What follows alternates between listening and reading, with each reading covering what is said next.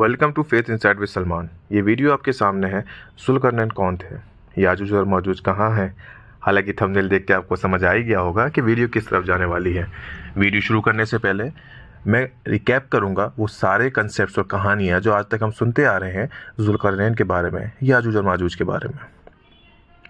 जुल्करनैन के बारे में ये कहा जाता है कि जुल्करनैन कोई और नहीं बल्कि सिकंदर था, और इसकी दलील सिर्फ यही ली जाती है कि दोनों की हुकूमत बहुत बड़ी थी, तो बस जुल्करनैन और सिकंदर एक ही होंगे। लेकिन जब बाद में तहकीक करी तो मालूम चला कि सिकंदर तो पेगन था, वो तो एक खुदा का मानने वाला ही नहीं था। जबकि कुरान जुल्करनैन के बारे में जब बयान करता है तो मालूम होता है कि जुल्करनैन और खुदा का कुर्ब बहुत था। तो फिर ये कंसेप्ट को छोड़ा गया, तबकि ये सालों साल ये कंसेप्ट माना गया था। तफसीरों में आपको ये मिल जाएगा। फिर एक नया कंसेप्ट आया कि जुल्करनैन साइरस था। इस बार भी कोई दलील नहीं ली गई कुरान से, सिर्फ ये माना गया कि बड़ी हुकूमत होगी, किसी के लिए कुछ बड़ा किया होगा, जैसे कि साइरस ने यहूदियों के लिए किया था जब उनको एक परेशानी से निकाला था। ये सारे कंसेप्ट डॉक्टर इसरार और दीगर स्कॉलर्स भी देते हैं। फिर बात यहाँ तक नहीं रुकती है, एक और कंसेप्ट रीसरफेस हुआ। रीसरफेस का मतलब ये है कि पहले से हमारी किताबों में दबा पड़ा था, यानी कि हिस्टोरिकल किताबों में, इसराइलियात में, ओल्ड और न्यू टेस्टामेंट की बात कर रहा हूँ, और ये रिसरफेस किया गया। और सबसे ज़्यादा जिसने ये रिसरफेस किया वो थे स्पीकर डॉक्टर साहिल-इ-दीन। 1400 साल पहले वो कहते थे कि जुल्करनैन जो है ना अपना घोड़ा सुरैया से बांध के आया था। 1400 साल पहले भी उनके पास कोई न्यूटन या आइंस्टाइन का इल्म आया हुआ था कि वो ऊपर जुल्करनैन को ओवर द गैलेक्सी लेके चले गए हैं। डॉक्टर कह के मैं उनकी इज्जत बढ़ा रहा हूँ। इम्पोर्टेंट बात यह है, साहिल-इ-दीन साहब ये कहते हैं कि जुल्करनैन कोई खुदाई मखलूक है जो इंसान से बालातर है। हो सकता है वो फरिश्ता हो या जो कोई भी हो, लेकिन वो एक सुपरमैन की तरह है। वो ये तक कहते हैं कि याजूज और माजूज 4th डायमेंशन में है। वो सारी कहानियों की बुनियाद इब्न कसीर में बयान किए गए बेसनद कॉल, यानी कि इनऑथेंटिक कॉल्स को बताते हैं। और जब उनको काउंटर किया जाता है तो कहते हैं कि जो थ्योरीज आप लोग प्रेजेंट कर रहे हैं, यानी कि दूसरे स्कॉलर्स, आपके पास तो कोई फाउंडेशन ही नहीं है। मैं कम से कम बेसनद कॉल और ज़ईफ़ बातें तो कर रहा हूँ। वो तो ये तक कॉल नकल करते हैं इब्न कसीर की तफसीर का कि जुल्करनैन सुरैया से तारे पे, किसी स्टार पे अपना घोड़ा बांध के आते थे। सोचें ये दीन की तफसीर हो रही है, तावील हो रही है। मुझे मालूम है हंसी आती होगी ऐसी बातें सुनकर, लेकिन जब सामने वाला इतनी जज्बे के साथ और इतने मोहब्बत के साथ ये सब चीज़ें बयान करता है तो कहीं ना कहीं अच्छे खासे लोग बेवकूफ़ बन ही जाते हैं। बुनियादी बात ही है कि कुरान में कुछ ऐसा नहीं है जो जुल्करनैन के बारे में बताए। सबसे इम्पोर्टेंट बात यह है कि जुल्करनैन के बारे में जो कुरान में आया है वो हमारे लिए काफ़ी नहीं है ये जानने के लिए कि जुल्करनैन कौन था। क्या लोग जो हम पर सवाल उठाते हैं कि हम आज तक मालूम ही नहीं कर पाए कि जुल्करनैन कौन था, कि सवाल उनका वाजिब नहीं है? क्यों हम कुछ कुछ पॉइंट्स उठा के कुरान में से उसके ऊपर कहानियाँ खड़ी करते हैं और कहते हैं कभी कि वो सिकंदर था, और कभी कहते हैं साइरस था, और कभी कोई कहता है ऐसी खुदाई मखलूक था जो इंटरगैलेक्टिक सफ़र करता है, सैयारों पे जाता है? कि ये दीन का मजाक नहीं है, ये कम गौर व फिक्र करने का नतीजा है। इम्पॉर्टेंट बात है कि कुरान में जो जर्नीज़ जुल्करनैन की ज़िक्र की गई हैं, जैसे कि आपको स्क्रीन पे दिख रहा होगा, हम उन्हीं को मैप कर सकते हैं और उन्हीं को as a source of information लेकर ये चेक कर सकते हैं कि असल में जुल्करनैन कौन है जिसका बयान कुरान करता है। उसको समझने से पहले हम इस बात पर गौर करेंगे कि हमने इस वीडियो से पहले कुछ कंसेप्ट डेवलप किए थे, जैसे कि अशम्स कुरान की इस्तिलाह में क्या होता है। अशम्स जो है रसूल होता है, जैसे कि सूरह यूसुफ से वाज़ेह है। हम उसकी डिटेल में नहीं जाएंगे। इस आने वाले इंटरप्रिटेशन में काफ़ी कुरानिक अरबिक इन्वॉल्व है, यकीनन मैं सबको कवर नहीं कर पाऊंगा, इसलिए जो डिटेल्ड वीडियोज़ हैं मैंने डिस्क्रिप्शन में उनका लिंक डाल रखा है। यकीनन वो उन्हीं स्कॉलर की हैं जिनसे मैंने ये कंसेप्ट बोरो किया है कि जुल्करनैन कोई और नहीं बल्कि अल्लाह के रसूल सल्लल्लाहु अलैहि वसल्लम ही हैं। अब हम इन सारी की सारी जर्नीज़ को जो जुल्करनैन के बारे में कुरान में है, अल्लाह के रसूल की सीरा से और तारीख़ से और अहादीस से मैप करने की कोशिश करेंगे, और इंशाल्लाह देखेंगे कि सारी की सारा मिनो आन बिल्कुल मैप हो जाती हैं, मिल जाती हैं। जैसे कि एक आयत है सूरह 18 की आयत नंबर 86 जो सूरह कहफ खुद है कि जुल्करनैन शम्स के डूबने की जगह पहुँचा, गुरूब होने की जगह पहुँचा। और फिर सूरह 18 की 90 है कि वो शम्स के निकलने की जगह पहुँचा, मतलब शम्स। अब क्योंकि हम शम्स का कंसेप्ट जानते हैं कि वो ख़ुद रसूल होते हैं, तो रसूल के कॉन्टेक्स्ट में सूरज निकलने की जगह क्या हुई या शम्स के निकलने की जगह कौन सी हुई, तो वो मक्का हुई, क्योंकि अल्लाह के रसूल को नबूवत और रिसालत वहीं मिली। फिर सूरज के यानी कि शम्स के गुरूब होने की जगह कौन सी हुई, तो फिर वो मदीना हुई जहाँ अल्लाह के रसूल दुनिया से तशरीफ़ ले गए। तो सारी की सारी जर्नीज़ हल्के हल्के मैप करने लगी हैं, जैसे कि आप स्क्रीन पर देख रहे हैं। जैसे कि अल्लाह के रसूल ने मक्का से मदीना की तरफ हिजरत की और जो डायरेक्शन बताए रखे हैं किसके, ज़ुल्करनैन के, वो एग्जैक्टली अल्लाह के रसूल की जो जर्नीज़ हैं, जो मेजर जर्नीज़ हैं, उनसे मैप करते हैं। फिर जब मदीना में 10 साल का वक्फ़ा गुजारा, उसके बाद जब फ़तह मक्का हुआ तो अल्लाह के रसूल वापस गए मक्का में। फिर आखिर वक्त में मक्का से मदीना अल्लाह के रसूल वापस आए। इसका जवाब बहुत स्कॉलर्स के पास नहीं है कि क्यों फ़तह मक्का के बाद अल्लाह के रसूल ने मदीना वापस आना पसंद किया और वहीं से अल्लाह के रसूल दुनिया से चले गए। लेकिन आखिर वक्त में देखें तो मदीना से एक सफ़र तबूक का भी होता है, जहाँ ग़ज़वा तबूक होती है, और फिर तबूक से वापस मदीना भी आते हैं। ये सारे के सारे डायरेक्शंस बिल्कुल मिन्नो अन बैठ जाते हैं। ज़ुल्करनैन की जो जर्नीज़ डायरेक्शन के साथ कुरान में दी गई हैं, तो फिर क्यों अल्लाह के रसूल ज़ुल्करनैन नहीं है? यकीनन है। आगे चलते हैं। जो सूरह 18 के आयत नंबर 86 में कहा गया कि ज़ुल्करनैन ने सूरज को गुरूब होता पाया मिट्टीले पानी में या मर्की वाटर में। अब ताज्जुब होगा ये मर्की वाटर क्या है। हालांकि हमारे स्कॉलर्स ने एक ऑनरेबल अटेम्प्ट किया है समझाने का कि असल में वो मटीले पानी में नहीं डूबा था, बल्कि ज़ुल्करनैन को ऐसा लगा, ही फाउंड कि वो डूबा है। एक रिस्पेक्टेबल अटेम्प्ट है, लेकिन है तो गलत ही। इम्पोर्टेंट बात है कि आइनिन हमिया क्या है। आम अरबी में भी अगर कोई ये बोलेगा कि मटीले पानी में डूबना, तो वो भी आइनिन हमिया नहीं बोलेगा, जैसे कि इस आयत में लिखा हुआ है। लेकिन ताज्जुब वाली बात है कि दीगर मुतरजमीन ने यही बात लिखी है कि मर्की वाटर। अब उन्होंने ये उसूल कहाँ से लिया? ये उसूल लिया गया है तफसीर से और पहले के लोगों के कौल से। अब वो पहले के लोग के सहाबा इकराम हैं, खुलफाए राशिदीन हैं? जी बिल्कुल नहीं। इब्ने कसीर में तफसीर में बयान करते हैं कि ये जो कंसेप्ट है मटीले पानी या ब्लैक मड वाला, ये असल में काब बिन अल-अहबार इसके सोर्स हैं, जैसे कि आपको स्क्रीन पर दिख रहा होगा। और दीगर कौल इब्ने अब्बास और मुजाहिद वगैरह से भी नकल है रज़ियल्लाहु ताला अन्हु। यही बात अबुल सऊद की तफसीर में भी बयान है, जिसमें मुआविया रज़ियल्लाहु ताला अन्हु अमर बिन आस से ही सवाल करते हैं कि सूरज कहाँ डूबता है। वो जवाब नहीं देते हैं और कहते हैं आपको ज़्यादा मालूम है। फिर वापसी में काब बिन अल-अहबार से सवाल होता है। ये ताबईन या तबे ताबईन कह सकते हैं। इम्पॉर्टेंट बात यह है कि इन पर इल्ज़ाम था कि इसराइलियात, ये जो ओल्ड टेस्टामेंट वगैरह की किताब बातें हैं, वो काफ़ी बयान किया करते थे, ठीक है। और जब वो अल किताब कहते थे तो ये फ़र्क नहीं किया करते थे कि कुरान की बात हो रही है कि तौरात की बात। इंपॉर्टेंट बात यह है कि उन पे काफ़ी इल्ज़ाम मौजूद हैं, लेकिन सोर्स ये कहने का कि मडी वाटर है, ब्लैक वाटर है, ये काब बिन अल-अहबार ही हैं। आगे देखें, इब्ने आशूर जो बहुत बड़े स्कॉलर हैं, वो भी तकरीबन यही इस्तिलाह एक्सेप्ट करते हैं, बल्कि वो एक स्टेप आगे जाके कहते हैं ये ब्लैक मडी वाटर है। अब ये ब्लैक पता नहीं कहाँ से लाए। वो ये तक बोल जाते हैं कि अज़रबैजान के जो वेल्स हैं वहाँ पे कुछ ऐसा मिलता है। कोई कहता है ब्लैक सी में है। बड़ी ताज्जुब वाली बात है, कोई दलील नहीं है कुरान से। तो आप समझें कि ये अल्लाह के रसूल नहीं कह के गए कि आइनिन हमिया का ये मतलब है। अब अगर हम लुगत के हिसाब से जाएँ तो देखें कि आइन को फाउंटेन भी कहा जाता है, आई भी कहा जाता है। और सूरह 11 आयत नंबर 31 में अगर कुरान अरबिक में देखें तो इसको ओपिनियन की तरह भी लिया गया है, जिसमें नूह अलैहिस्सलाम कहते हैं कि ना तो मैं तुम्हें कंडम क्रिटिसाइज़ करता हूँ, ना ही तुम्हें इस लायक समझता हूँ, कि फिर बात आगे जाती है। तो वहाँ आई यूनोकुम का अल्फाज मौजूद हैं। तो ये ओपिनियन के लिए भी आता है। अब आइनिन हमिया क्या है, मैं ज़्यादा डिटेल में नहीं जाऊँगा। हमिया जो है हमावा रूट वर्ड से है, इसका कई मतलब है। ब्लाइंड एलिजियंस, यानी कि अपने जो आबा अजदाद से बिल्कुल अंधी तकलीद, अंधी मोहब्बत वाला कंसेप्ट में भी आता है। और जलना, एनवियस होना, नफ़रत करना, एक आँख ना बहाना, उस तरह से कह सकते हैं। तो फिर आइनिन हमिया का मतलब क्या होता है?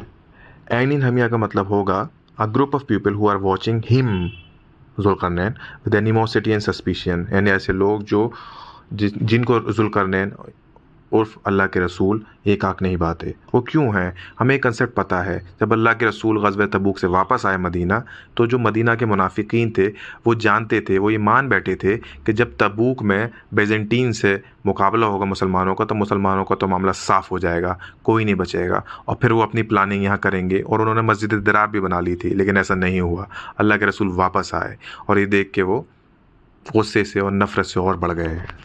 देखें कि न सिर्फ यहाँ पर एक डायरेक्शन फ़िक्स होता है जो कि ज़ुल्करनैन का बताया गया है अल्लाह के रसूल की जर्नीज़ के साथ, बल्कि जो प्लेसेस हैं जैसे मक्का और मदीना, वो भी फ़िक्स हो रही हैं।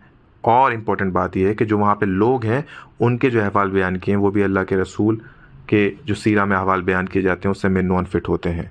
एक आयत और लेते हैं, वो है सूरह 18 की आयत नंबर 91। जब ज़ुल्करनैन शम्स के मतले की जगह पहुँचा, यानी कि मतले शम्स जहाँ सूरज निकलता है, वो हम समझते हैं वो मक्का है, तो ऐसे लोगों पर उसका गुजर हुआ जिनको सर छुपाने की जगह नहीं थी। इस पर डॉक्टर इसरार साहब कहा करते थे कि उन लोगों को छत बनाने का हुनर नहीं आता था। हालांकि ये एक कमज़ोर इस्तदलाल है। वाज़े तौर पे हमें ये मालूम है कि जब फ़तेह मक्का हुआ तो अल्लाह के रसूल 10,000 सहाबा इकराम के साथ आए, तो वहाँ के जो लोग थे वो ओपन तौर पे कहते थे कि आज मोहम्मद से बचाने वाला हमारे पास कोई नहीं है, यानी कि उनके पास सर छुपाने की जगह नहीं थी। कोई इधर छुप रहा था, कोई अबू सुफियान रज़ियल्लाहु अन्हु के घर में छुप रहा था। तो बस ये उसी हालत का बयान है जो कुरैश मक्का थे, जो अल्लाह के रसूल से बचने के पास उनके लिए कोई जगह मौजूद नहीं थी। इम्पोर्टेंट बात यह है कि फिर अल्लाह के रसूल ने सबको माफ़ कर दिया, लेकिन कुछ को सज़ा भी दी। यही बात ज़ुल्करनैन के लिए भी कही जाती है कि आप जिसको चाहे तुम सज़ा दो, जिसको चाहे ऐसा तरीके से मामलात करो। यही अल्लाह के रसूल ने किया। गौर व फिक्र की बात यह है कि फ़तह मक्का जैसा इवेंट कुरान में क्यों नहीं है? किसी स्कॉलर के पास जवाब नहीं इसका, क्योंकि फ़तेह मक्का का इवेंट कुरान में है, वो ज़ुल्करनैन के नाम से है। सूरह 18 आयत नंबर 91 में वो यही इवेंट है जो कि अल्लाह के रसूल ख़ुद हैं। उम्मीद है कि जो आयतों को हमने डिस्कस किया वो मिन अल्लाह के रसूल की ज़िंदगी के साथ मैच होती हैं। आगे चलते हैं, सूरह 18 आयत नंबर 82। यहाँ देखें ज़ुल्करनैन जो कर्न है उसके क्या लुगत में मतलब है। एक तरह बोला जाता है कि सेंचुरी, ये एक दहाई को भी, दशक जिसको बोलते हैं उसको कर्न बोलते हैं। दो सींगों वाला उसको भी दो कर्न बोलते हैं। दो कर्न से मुराद फैमिली की लीनेज भी है। ये ज़ुर्रिया का उल्टा भी कहा जाता है, यानी कि ज़ुल्करनैन दो फैमिली की लीनेज वाला था। अब सवाल आता है, हर कोई दो फैमिली लीनेज से ही होता है, एक माँ की तरफ से एक बाप की तरफ से, लेकिन ज़िल अल करनैन लिखा हुआ है, यानी कि दो ख़ास लीनेज जिनकी नस्ल से ज़ुल्करनैन आते थे। तो एक ये मतलब भी है, यानी कि someone descending from to specific lineages. अब कोई जब इसको पढ़ेगा हमारी वीडियो के बाद तो कुछ सवाल कर सकता है कि सूरह 18 आयत नंबर 82 में तो लिखा हुआ है कि वो तुमसे ज़ुल्करनैन के बारे में पूछते हैं, कुल सातलू अलैकुम मिन्हु ज़िक्रा, तो बताओ उसके बारे में। तो अल्लाह के रसूल तो ख़ुद कह रहे हैं वो ऐसा था, वो वैसा था, तो फिर हम कैसे कहते हैं कि अल्लाह के रसूल ही ज़ुल्करनैन। इसमें डिटेल में नहीं जाऊंगा, आप डिस्क्रिप्शन वाली वीडियो को रिडायरेक्ट करिएगा, लेकिन थोड़ा सा कवर मैं यहाँ पे करता हूँ कि देखें यहाँ जो लिखा हुआ है अलैकुम मिन्हु ज़िक्रा, इसका मतलब ये नहीं है कि I shall recite you a report about him. मिन्हु ज़िक्रा अबाउट हिम नहीं है। अबाउट हिम होता तो यहाँ लिखा होता सातलू अलैकुम अनहु ज़िक्रा। आप चाहें तो किसी स्कॉलर से पूछ सकते हैं। और जो तावील इंटरप्रिटेशन लिया गया मोस्टली स्कॉलर्स ने, वो भी सही इसलिए नहीं है क्योंकि उसके हिसाब से जो कुरान अरबिक होनी चाहिए थी, जो आप स्क्रीन पे देख रहे हैं, वो मिन्हु ज़िक्रा नहीं होनी चाहिए थी, बल्कि सातलू अलैकुम ज़िक्रन मिन्हु होनी चाहिए थी। ये मिन्हु ज़िक्रा एक ट्रेंड है जो कुरान अरबिक में है।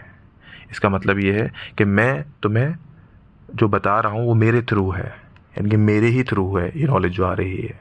ये इंपॉर्टेंट बात है, यानी कि मैं इसमें इन्वॉल्व हूँ। दूसरा मतलब ये भी हो सकता है, मुझे मालूम है कुछ काफ़ी लोग इसको एक्सेप्ट नहीं करेंगे, लेकिन प्लीज़ गौर करें इस बात पर।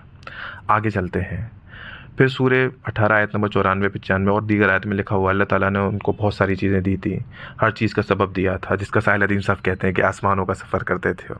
देखिए, आसमान से ताल्लुक़ करने का मतलब ये नहीं होता कि आप इंटरगैलेक्टिक सफ़र कर रहे हैं। आप जो कुरानिक दुआएँ भी मांग रहे हैं, तो जो ज़मीन वाले हैं उनका आसमान वालों से जब ताल्लुक़ क़ायम हो जाता है, या आप जब जिक्र कर रहे होते हैं, फरिश्ते आपकी चारों तरफ घेर लेते हैं और आसमान तक जुड़ जाते हैं, तो वो इंटरगैलेक्टिक सफ़र नहीं कर रहे होते हैं, बल्कि आपका ताल्लुक़ अस्समा यानी कि अल्लाह से बना रहे होते हैं। इसमें कोई स्पेस साइंस नहीं है, माज़रत के साथ। अब वापस आते हैं, थोड़ा सा कवर करेंगे याजूज माजूज कौन थे।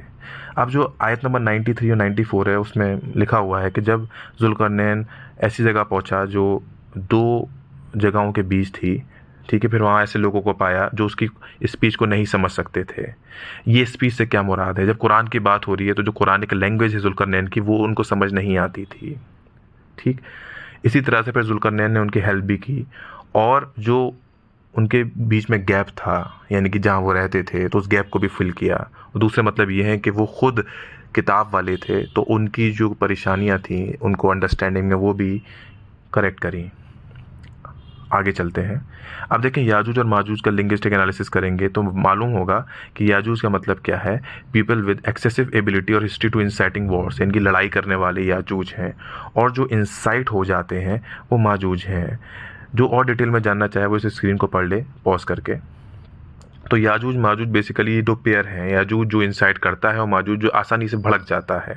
इम्पॉर्टेंट बात यह है कि कुरानिक अरबिक के अलावा ये वर्ड अगर प्रॉपरली कहीं यूज़ किए गए हैं तो वो सुमेरियन लैंग्वेज में किए गए हैं, जो कि डेड लैंग्वेज है 2000 साल से। अभी जाके 20th सेंचुरी में उस पर काम शुरू हुआ है, तो काफ़ी कुछ एक्सप्लोर हुआ है उसमें।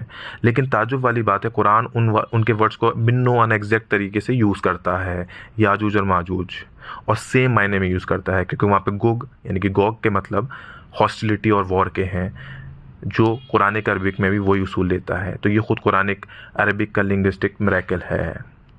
और सुमेरियन लैंग्वेज जो है वो कहाँ बोली जाती थी मैं आगे बताऊंगा।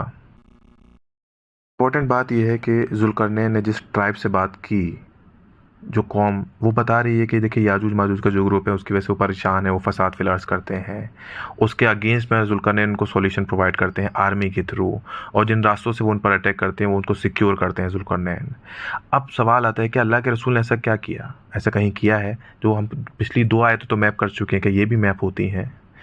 तो उसको समझने से पहले और जो फाइनल पिक्चर है उसको दिखाने से पहले हमें मालूम होना चाहिए कि इस पूरे डिस्कशन में कितने ग्रुप्स हैं। एक अल्लाह के रसूल, उनके सहाबा हैं, और एक याजूज हैं, एक माजूज हैं, और एक वो कौम है जो अल्लाह के रसूल से बात कर रही है, और अल्लाह के रसूल ने उनको दावत भी दी, यानी कि जुल्करनैन ने उनको दावत भी दी। तो इम्पोर्टेंट बात है, देखिए जुल्करनैन यह दावत भी दे रहा है, ठीक है, और कुछ चीज़ें इम्प्लीमेंट भी कर रहा है। तो दावत का देना, बल्लगा का जो मतलब है वो रसूल के लिए आया है। तो साहिल साहब का ये दावा ख़त्म हो जाता है कि वो रसूल नहीं थे। जब बल्लगा का वर्ड जुल्करनैन के लिए आया है कई आयतों में, तो वो रसूल भी थे, और वो चीज़ों को इम्प्लीमेंट भी कर रहे हैं, यानी कि हुक्म लागू भी कर रहे हैं, एक स्टेट की तरह काम कर रहे हैं। तो वो नबी भी थे, तो रसूल भी थे, नबी भी थे, जो कि अल्लाह के रसूल भी थे। तो साहिल साहब की काफ़ी थ्योरी मल्टीप्लाई बाई 0 हो चुकी है अल्हम्दुलिल्लाह। तो याजूज का ग्रुप है, एक माजूज का ग्रुप है, जिससे वो कौम वाले परेशान हैं, और उनको दावत हो रही है, और उनके जो स्क्रिप्चर की कन्फ्यूजन है, जो उनके पास किताब है, उसको भी जुल्करनैन दूर कर रहे हैं। ये तीसरा ग्रुप है, और ख़ुद अल्लाह के रसूल उनके सहाबा हैं, यानी कि जुल्करनैन की आर्मी जिसको आप कह सकते हैं। इन सब को ध्यान रखें। आगे चलें। ये जो ग्राफ मैं आपको दिखा रहा हूँ, नॉट ग्राफिकल पिक्चर जो दिखा रहा हूँ, इस पर आप गौर करें। देखिए ईस्ट में ससानीद एम्पायर है, जो सासानी बोलते हैं, और जो लेफ़्ट है वेस्ट में वो रोमन एम्पायर है, जो but of remains Byzantine empire था। ये पूरा अरब का जोन है जो ग्रीन में दिखाया गया है, और फिर ये गस्सानी ट्राइब है जहाँ पे ज्यूज़ एंड क्रिश्चियंस थे, और ये तबूक के पास है। यानी कि जो तबूक का कैंपेन जो काफ़ी महीनों तक चला था, जिसमें कन्फ्रंटेशन तो नहीं हो, उसी दौरान अल्लाह के रसूल ने इस ज्यूइश और इन ग्रुप से बात की थी, इनको दावत भी दी थी, ठीक है, इनकी हेल्प भी करी थी याजूज और माजूज से। तो अब देखने वाले समझ जाएंगे कि याजूज और माजूज कौन है, 2 बड़ी पावर्स कौन है जिसके बीच में ये सैंडविच बने हुए थे, गस्सानी ट्राइब। याजूज और माजूज असल में ससानीद और रोमन एम्पायर है। ठीक, आज की डेट में भी आप अगर हिस्टोरिकली भी देख लें तो आपको ये मिल जाएगा। चाहे आप सुमेरियन जो इंस्क्रिप्शंस या चीज़ें डिस्कवर हुई हैं उसमें भी आपको कहीं ना कहीं इन्हीं इलाकों का हिंट मिलता है। सुमेरियन लैंग्वेज अगर एक्टिव थी भी तो इसी इलाके में, असीरियन लैंग्वेज जिसको बोलते हैं, सीरिया और ये वाला इलाका जो आज गस्सानी ट्राइब का इलाका है। तो वाज़ेह हो गया होगा कि ग़ज़वा तबूक के दौरान ही जुल्करनैन यानी कि अल्लाह के रसूल ने ऐसे लोगों से बात करी, उनको दावत दी, उनकी किताब के मसले दूर करे। वो ज्यूज़ थे और क्रिश्चियंस भी थे। इससे एक और बात पता चलती है कि अल्लाह के रसूल ज्यूज़ के साथ जो इल्ज़ाम लगाया जाता है एंटीसेमिटिज़म का, वो गलत है। उनको दावत भी दी गई है और उनकी हेल्प भी की गई है, और जो 2 रास्ते थे उनको भी बंद किया गया, जो बाइजेंटीन एम्पायर की तरफ थे और ससानीद एम्पायर की तरफ थे। और आप पूरे हिस्ट्री में देख लें अल्लाह के रसूल के बाद कि इस बैरियर को कोई नहीं तोड़ पाया, यानी कि बैरियर इतना स्ट्रेटेजिक था कि आने वाली जनरेशन्स ने भी इसको फॉलो किया और यहाँ पे एंट्री भी नहीं हो पाई। आप ये भी देखेंगे मंगोल्स का पूरी दुनिया पे अटैक हुआ, लेकिन क्या इस तरफ उनका कब्ज़ा कभी हुआ? आप देखेंगे इस रीजन गस्सानी ट्राइब के पार वो नहीं कर पाए, यानी इस बैरियर को नहीं तोड़ पाए जो पहाड़ों का था। तो ये सारी की सारी चीज़ें मैप हो रही हैं। ये कहानियाँ नहीं हैं, ये इंटरगैलेक्टिक सफ़र नहीं है, ये कोई सिकंदर बंदर नहीं है, ये कोई साइरस नहीं है, ये अल्लाह के रसूल है सल्लल्लाहु अलैहि वसल्लम। तो गिफ्ट है, मैं नंबरिंग गलत हो गई है। क्या जुल्करनैन ने कन्फ्रंट किया था याजूज माजूज को? इंपॉर्टेंटली क्या अल्लाह के रसूल ने याजूज माजूज को कन्फ्रंट किया था? बिल्कुल कन्फ्रंट किया था, लेकिन लड़ाई नहीं हुई थी। आप उसको पढ़ सकते हैं सीरा में और तारीख़ में और हदीस में। 9 हिजरी की बात है, ठीक है। और वहाँ पे साथ भी मिला था, जो असीरिया के लोग थे, इनकी गसानी ट्राइब के लोग थे, उनका साथ भी अल्लाह के रसूल को मिला था। ठीक, और वो ताज्जुब में भी आए थे कि ये कैसे लड़ने नहीं आए, इसलिए तो उन्होंने पूछ लिया, क्योंकि उनकी किताबों में कुछ जिक्र था ऐसे इंसान के बारे में जो निशानी अल्लाह के रसूल में देखते थे। लेकिन हुआ यही कि वो लीनियज के मसले में फंस गए और अल्लाह के रसूल को डायरेक्ट जुल्करनैन कहने के अलावा उनसे ही पूछ बैठे कि जुल्करनैन को जानते हैं क्या। आगे चलते हैं। अब अल्लाह के रसूल ने या के हवाले से, कुरान के हवाले से कुछ और बातें हैं याजूज माजूज की, बिल्कुल हैं। सूरह 21 आयत नंबर 96, इसमें लिखा हुआ है कि एक दिन ऐसा आएगा कि याजूज माजूज के जो है बिल्कुल फतह कर लिए जाएंगे और वो पहाड़ से नीचे आ रहे होंगे, पहाड़ों से नीचे आ रहे होंगे। कैसा हुआ? बिल्कुल हुआ। आप तारीख़ और हिस्ट्री में जानते हैं। 29 मई 1453 में सुल्तान मोहम्मद अल-फातिह ने कॉन्स्टेंटिनोपल को कब्ज़ा कर लिया, इस्तांबुल, जो माजूज का गढ़ माना जाता था, वो कब्ज़ा हो गया। ये कुरान में पहले से ही ख़बर दे रखी थी। आप ताज्जुब करेंगे, जो अल्लाह के रसूल के सहाबी थे अबू अय्यूब अल अंसारी, वो पूरी कोशिश करते थे कि मैं वहाँ जाकर इनके ख़िलाफ़ लड़ूँ, और उनका मज़ार भी, अबू अय्यूब अंसारी रहमतुल्लाह अलैह रज़ियल्लाहु ताला अन्हु का मज़ार भी इस्तांबुल में है, क्योंकि जो पहला लश्कर इस्तांबुल पर हमलावर होगा वो जन्नती होगा, और कुरान में भी इसकी बशारत थी, और सबको मालूम था कि हमें इन माजूज याजूज माजूज के ख़िलाफ़ लड़ना है। तो ये इम्पोर्टेंट बात है। अब बात यही है कि अगर वो गसानी ट्राइब के लोग हैं, सीरियन जो रीजन है वहाँ के लोग, या नॉर्थन अरेबिया के लोग जो पेट्रा के डिसेंडेंट्स थे, वो अगर कुरान अरबी को नहीं समझ पाते थे, तो फिर क्यों हज़रत मुआविया रज़ियल्लाहु ताला अन्हु ने वहीं पे जाके सेंटर बनाया, और फिर सारी की सारी इंटरप्रिटेशन ज्यूइश कन्वर्ट और क्रिश्चियन कन्वर्ट से वहीं से ली गई हैं, तो फिर हिदायत कैसे आम होगी? मैं इस टॉपिक में नहीं घुसना चाह रहा, लेकिन इंपॉर्टेंट बात यह है कि अब तक मैंने सारी कोशिश की और इससे सामने रखने की कोशिश की कि जुल्करनैन के बारे में जो भी क्या कहा गया है वो अल्लाह के रसूल से ही मैप होता है, उनके ही सीरा से मैप होता है, और किसी से मैप नहीं होता। और मैप क्यों ना हो, अल्लाह के रसूल पर ही कुरान नाजिल हुआ, उनके सहाबा पर ही ये कुरान नाजिल हुआ, यानी कि रसूल के थ्रू। तो हमें क्यों किसी साइरस और किसी सिकंदर की और पता नहीं किस किस की तरफ जाने की ज़रूरत है? आप यकीन रखें, जुल्करनैन कोई और नहीं, अल्लाह के रसूल भी हैं। अब ये बैरियर जो अल्लाह के रसूल ने बनाया था कि आज तक ये टूट गया, जी ये टूट चुका है। 1917 बैलफोर डिक्लेरेशन, ब्रिटिशर्स अलाए हुए अरब्स के साथ और ओटोमन्स को हटा दिया वहाँ से, वो बैरियर टूट गया। इसके आगे मैं वो ज़्यादा डिस्कस नहीं करूँगा, आप दिमाग चलाएं इसको और देखें कि अब अगर दोबारा से ये याजूज माजूज डोमिनेट करेंगे तो ये वक्त फिर से आ गया है। जो हमारी पिछली वीडियोज़ में आपको हिंट मिल जाएगा। मैं हमेशा यहाँ पे ब्रेक करता हूँ, मैं पूरी कहानियाँ नहीं बनाना चाहता। कुरान से, फाउंडेशन से हमें काफ़ी कुछ मिलता है। इंशाल्लाह अल्लाह ताला आगे और रास्ते खोलेगा। ख्याल रखें अपना, लाइक करें, सब्सक्राइब करें, कुछ गलती हो तो कमेंट में ज़रूर मेंशन करें। सलामुन अलैकुम।